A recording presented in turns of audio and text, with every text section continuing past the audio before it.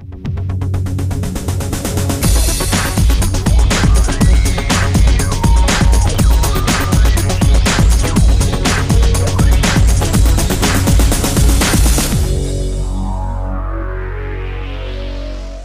Brasil abriga a maior sociobiodiversidade do planeta. Aqui estão 20% do total de espécies animais e vegetais conhecidas pelos cientistas e mais de 200 povos indígenas. Infelizmente, toda essa riqueza encontra-se ameaçada por interesses políticos e econômicos. No Viver Ciência de hoje, você vai entender de que forma a mineração degrada o meio ambiente e vai conhecer em detalhes a investida das empresas do setor sobre as unidades de conservação brasileiras. A mineração está no processo de formação do país, né? Tem um pouco mais de 500 anos que a gente já vem sendo colonizado, né? E a mineração ela faz parte de todo esse processo de construção, inclusive, do próprio povo, né? É claro que ao longo desse tempo todo a mineração evoluiu, né? Métodos, maneiras, minérios retirados, né? Bastante. Mas ela é uma parte muito importante de todas as divisas de importação e exportação que o Brasil realiza até hoje. O setor é responsável por 5% do PIB nacional, gera milhares de empregos diretos e indiretos e movimenta inúmeras cadeias produtivas. Por outro lado, inevitavelmente provoca uma série de impactos ambientais, como a perda da vegetação nas áreas de extração, a contaminação de recursos hídricos e do solo por produtos químicos, erosões e evasão de animais silvestres. A mineração está dividida em 3 portes, grande, médio e pequeno, e cada uma delas tem os seus impactos dependendo do tipo do minério que é extraído. É claro que aquelas que têm mais visibilidade têm uma regulamentação maior e, portanto, os impactos às vezes são mais mitigados e controlados do que aquelas que não têm tanto controle, como as pequenas minerações que muitas das vezes são até irregulares. A atividade mineradora no Brasil conta atualmente com uma forte regulação. O problema é a fiscalização, que muitas vezes é falha. Existe a regulamentação e a legislação mineral e existe a regulamentação ambiental. Uma não vive sem a outra, né? Então, a primeira parte de quem quer extrair qualquer minério é solicitar até o DNPM, né, que agora vai passar a ser uma agência, a Agência Nacional de Mineração. É lá que se faz essa solicitação e todo o processo de controle de extração do minério é feito ali. É possível haver um equilíbrio entre impacto e proteção ambiental, né, desde que as legislações ambientais sejam observadas e também fiscalizadas.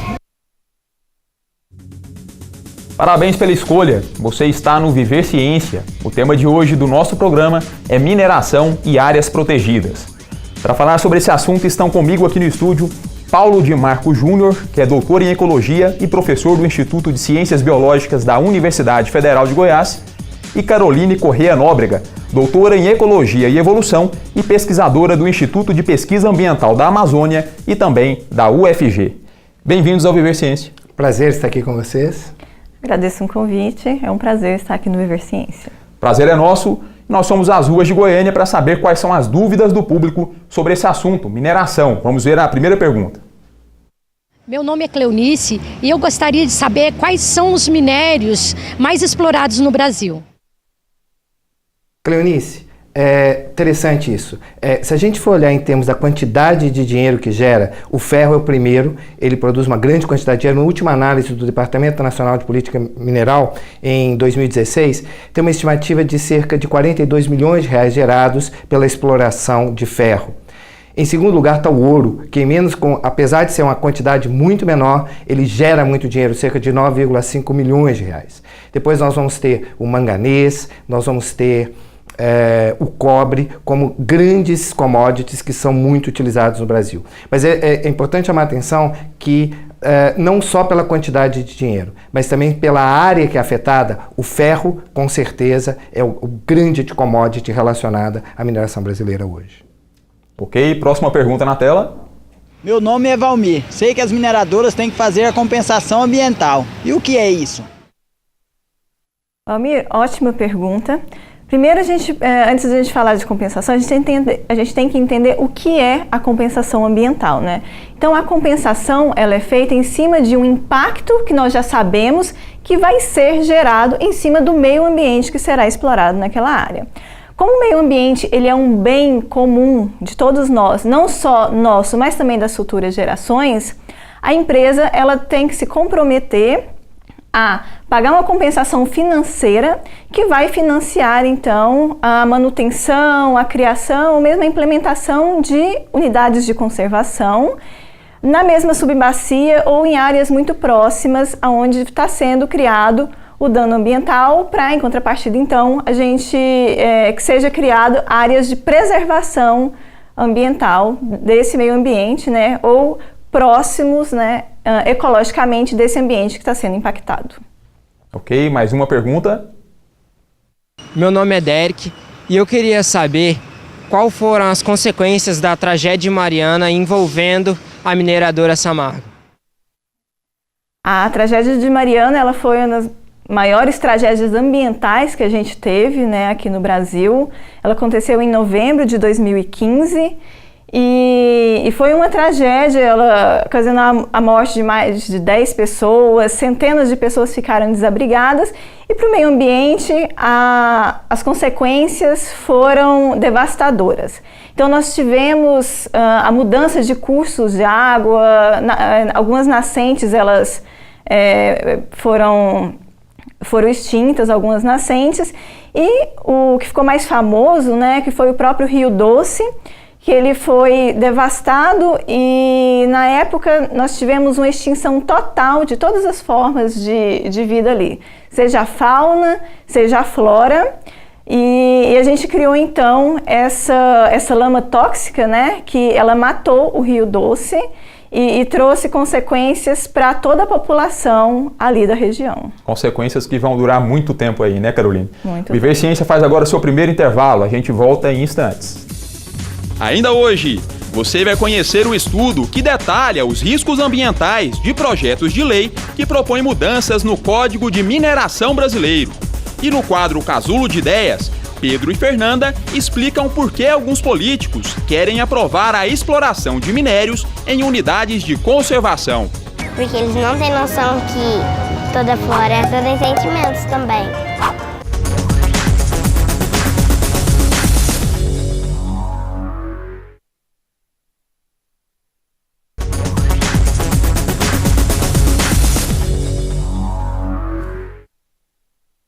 Estamos de volta com Viver Ciência, hoje falando sobre mineração e áreas protegidas.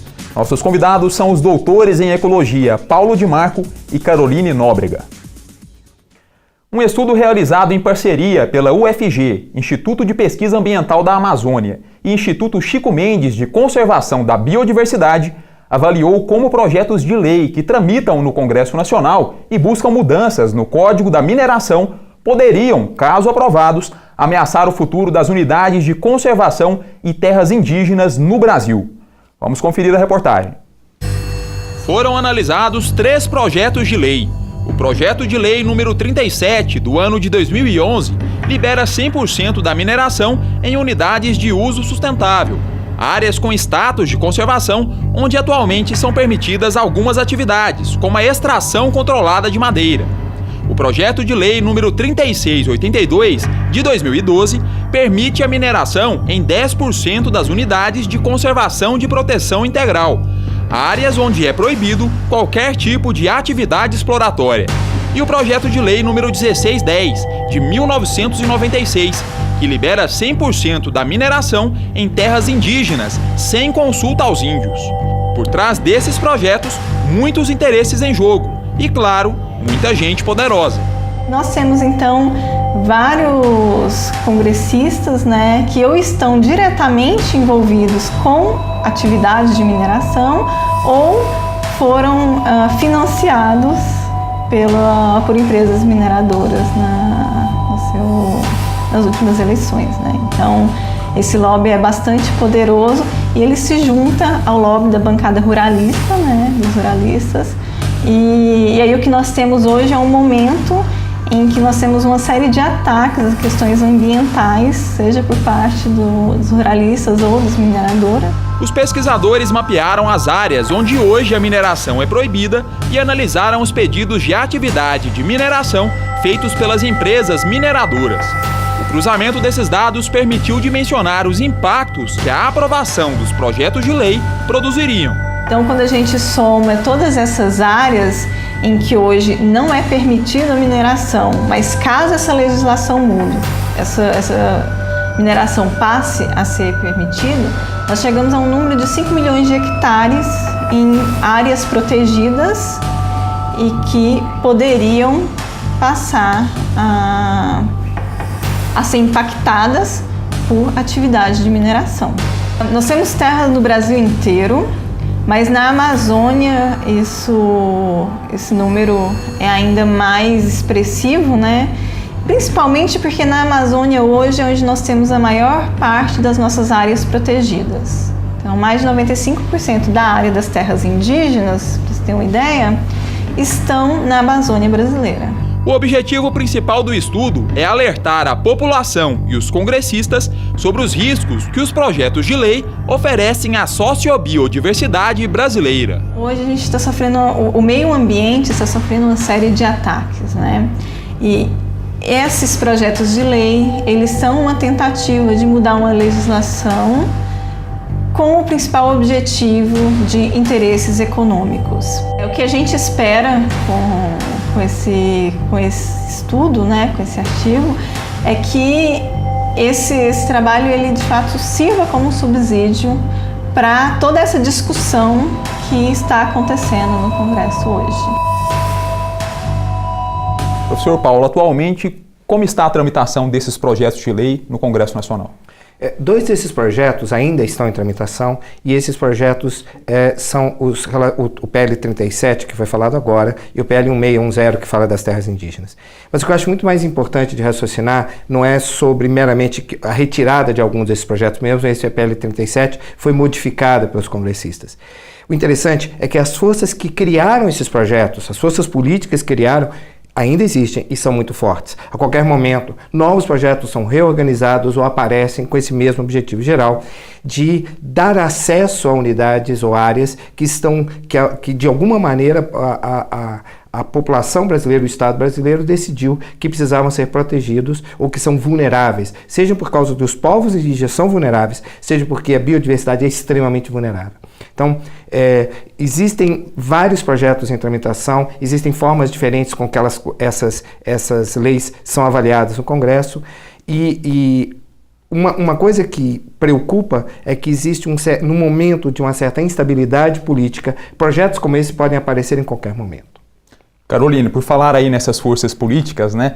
O projeto 1610, que libera 100% da mineração em terras indígenas, como a gente mostrou na reportagem, por trás desse projeto a gente tem uma figura aí bastante conhecida da nossa política, né? Sim, é uma figura bastante icônica, né? O que foi o senador Romero Jucá, que primeiro propôs esse projeto de lei. Esse projeto de lei já está em tramitação há mais de 20 anos. Isso não é à toa, é porque o tema é realmente muito controverso. Então, ele tem enfrentado muita resistência, tanto dos povos indígenas, né, quanto da sociedade civil, da própria sociedade. Mas é um tema que ele continua sempre sendo discutido e esperando um momento para ele voltar, né, para a discussão. Ele está em tramitação e, para a gente ter uma ideia da gravidade, né, dessa situação, o senador Romero Jucá, ele já, segundo a Comissão Nacional da Verdade, ele foi responsabilizado pelo genocídio do povo Yanomami, que na época que ele foi presidente da FUNAI, em 87, ele liberou atividades de mineração, né, a entrada de garimpeiros entre o povo, na terra indígena Yanomami, e essa entrada de garimpeiros provocou uma série de consequências para esse povo, com doenças e causando a mortalidade de muitos desses indígenas. Então... Caroline, e a importância das unidades de conservação, ela ultrapassa a questão da preservação da biodiversidade. É muito mais ampla, não é isso? Sim. Então a gente tem tanto as unidades de conservação quanto as terras indígenas, né? Quando a gente pensa em unidade de conservação, a gente pensa em biodiversidade, e quando a gente pensa em terras indígenas, a gente pensa nos povos indígenas. Mas essa importância é muito maior e nos atinge muito mais do que a gente pode imaginar. Então, as terras indígenas e as unidades de conservação, a gente já tem uma série de estudos mostrando que a vegetação por elas preservada, ela vai afetar o regime de chuvas, a temperatura local, mas também a temperatura regional. Então, o IPAM, ele tem um estudo que foi lançado recentemente, que ele avaliou a bacia do rio Xingu e ele mostrou como a conversão de floresta dessa região para a agricultura ou pecuária afetou essa região. Então, a gente chegou a alguns números de mais de 30% de redução da evapotranspiração e aumento de temperatura de mais de 0,3 graus, né, no período de 10 anos, que é um número muito elevado, e esse valor só não foi maior por causa do Parque Indígena do Xingu, que manteve a vegetação e reduziu um pouco esse impacto que seria gerado. Ok, o Viver Ciência faz mais um intervalo rapidinho. No próximo bloco tem Casulo de Ideias. Continue com a gente. Fique ligado, o Viver Ciência volta já!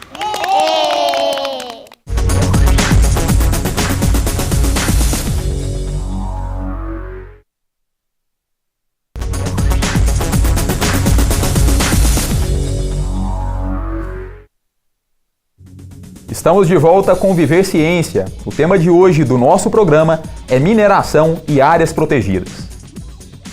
O Brasil encontra-se diante de uma difícil escolha: ampliar a área de exploração mineral de modo a beneficiar a economia ou manter as unidades de conservação, ajudando na preservação da nossa biodiversidade. O que fazer, hein? Nós jogamos a batata quente nas mãos do Pedro, de 8 anos, e da Fernanda, de 7. Criamos uma situação hipotética e demos a eles o poder de decisão. Vamos conferir o resultado? Casulo de Ideias no ar.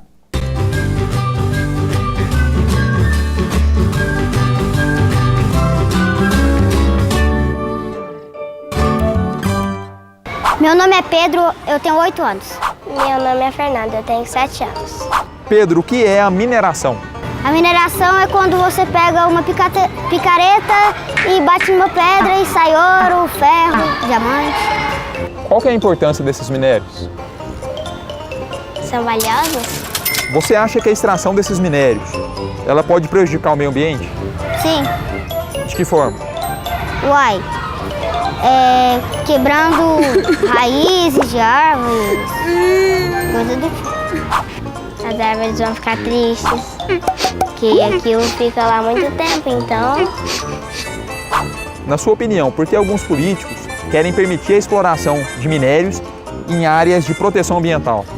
Para ganhar dinheiro, porque eles não têm noção que toda floresta tem sentimentos também.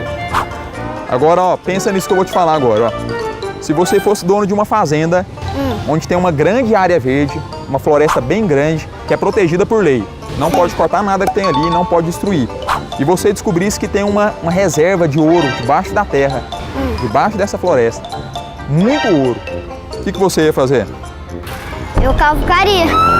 Mas e a floresta? Uai, não sei, eu acho que ia cortar e cavucar. Aí você ia destruir a floresta? É. Mas aí depois você ia replantar ela em outro lugar? Sim. Sim? Eu ia deixar o ouro lá. Você ia deixar o ouro lá? Porque a floresta é mais importante que o ouro? É. Por que você acha isso? Floresta tem os animais, gramas, árvores. E comprar não é tudo. Ou não é tudo.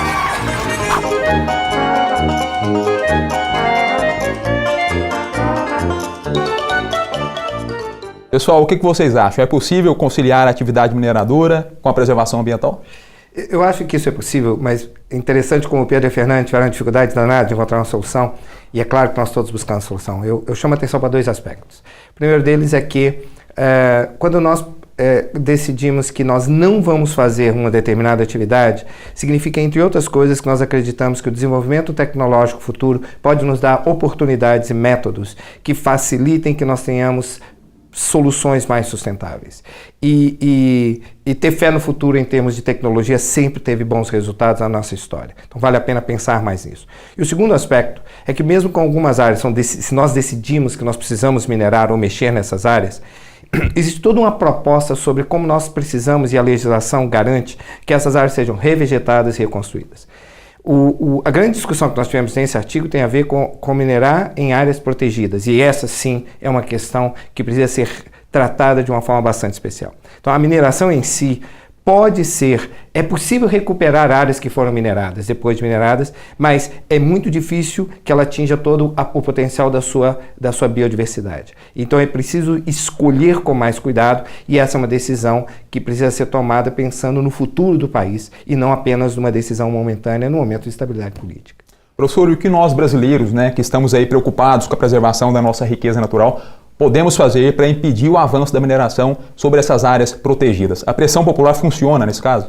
Eu acho que a pressão popular funciona. Mas para existir pressão popular, nós temos que fazer primeiro o que nós estamos fazendo nesse momento, que é conversar e discutir, apresentar ideias e informações para que as pessoas pensem a respeito. Porque o mais importante é que no Estado democrático é preciso que as pessoas criem uma visão aprofundada e real de todas as opções que existem no sistema. Uma das maneiras mais perigosas de você levar essa discussão é não apresentar todas as possibilidades e alternativas que estão existindo no sistema, que é o que tem acontecido quando se diz que se nós não minerarmos, nós não vamos ter futuro. Isso não é uma verdade. Nós precisamos de começar a tratar isso e dar informações. Então, a pressão popular, ela precisa ser o reflexo de um aprofundamento, de uma visão da sociedade brasileira sobre a importância da biodiversidade.